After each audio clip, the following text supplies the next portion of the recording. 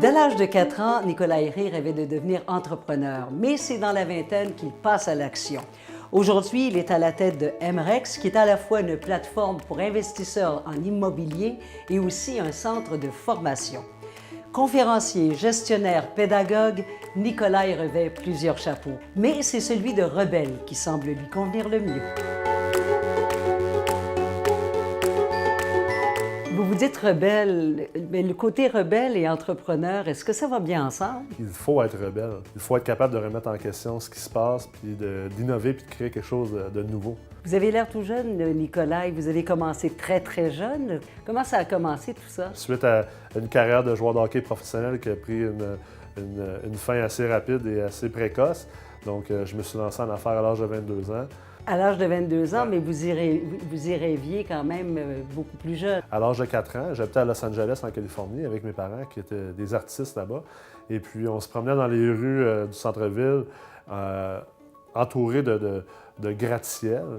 Donc, j'avais déjà affirmé à cet âge-là, en marchant dans les rues de Los Angeles, qu'un jour, j'ai dit ça à mes parents, un jour, j'allais bâtir une entreprise qui allait avoir des tours partout dans les grandes villes au monde, puis que j'allais nettoyer les rues et nourrir les gens qui étaient dans les rues. J'aimerais savoir qu'est-ce que c'est exactement MREX? Vous, Jocelyne, vous voulez investir en immobilier, vous dites, bon, bien, j'ai un certain montant, j'aimerais ça acquérir un immeuble à revenu ou un bloc appartement.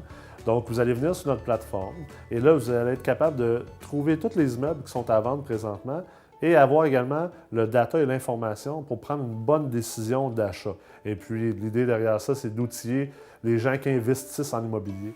Donc, de les aider à être des meilleurs investisseurs. Puis, ultimement, bien, ça les aide à se bâtir des meilleures qualités de vie. Vous avez été visionnaire, vous l'êtes encore. Qu'est-ce que vous voyez pour MREX d'ici les 10 prochaines années? L'objectif avec la MREX, c'est de devenir une des rares entreprises québécoises qui a été fondée de zéro, sans capital externe, qui va devenir une entreprise inscrite à la bourse, donc qui va être une entreprise publique éventuellement. Qu'est-ce que vous donnez comme conférence? Surtout les conférences autour du marché immobilier multilogement. Moi, je maîtrise énormément l'ingénierie financière multilogement. Donc, je suis appelé souvent à venir présenter justement mes impressions puis ma vision quant au marché global. J'ai rencontré Nicolas il y a déjà quelques années, puis si je ne l'avais pas eu en face de moi au moment de la rencontre, si ça avait été au téléphone par exemple, de par toute l'expérience qu'il avait quand il m'a récité son CV, d'où il est parti, puis tout ce qu'il a fait, j'aurais pensé qu'il avait 60 ans. Parce qu'il en a fait des choses, ce gars-là.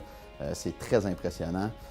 C'est un gars qui est un développeur extraordinaire. C'est un succès assuré. Vous collaborez, entre autres, avec Coaching Financier Trek. Ce sont des collaborateurs hyper importants parce qu'en immobilier, on parle de finances, mais c'est quand même quelque chose de très niche, l'immobilier.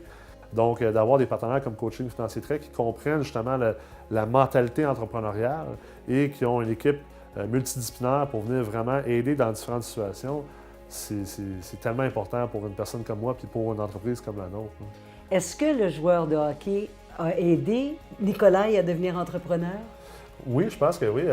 De par la capacité de travailler en équipe, également de diriger, d'être un leader, ça bâtit une capacité de passer par-dessus la souffrance, la douleur. Et souvent, c'est là que le succès est caché. C'est un petit peu en dehors de notre zone de confort. Et c'est ce qui vous permet de travailler des heures de fou, peut-être, Ouais. entre parenthèses? Ben oui, absolument. Puis également, la passion aussi, ça va de soi. Là. Ce serait impossible de le faire sans passion. Là.